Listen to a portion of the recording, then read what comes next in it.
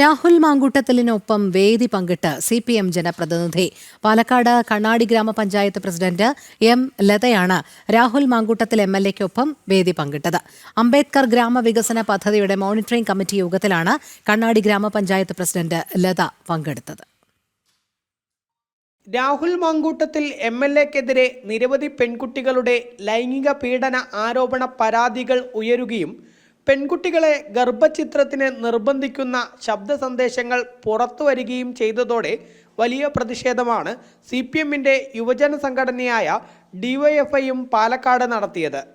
രാഹുലിനെ പാലക്കാട് കാലുകുത്തിക്കില്ലെന്നും പൊതുപരിപാടികളിലോ സ്വകാര്യ പരിപാടികളിലോ പങ്കെടുത്താൽ തടയുമെന്നുമായിരുന്നു DYFI പറഞ്ഞിരുന്നത്.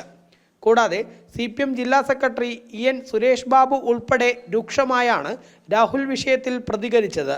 എന്നാൽ ഇതിനിടെയാണ് CPM ജനപ്രതിനിധി രാഹുൽ മാങ്കൂട്ടത്തിലുമായി വേദി പങ്കിട്ടിരിക്കുന്നത്.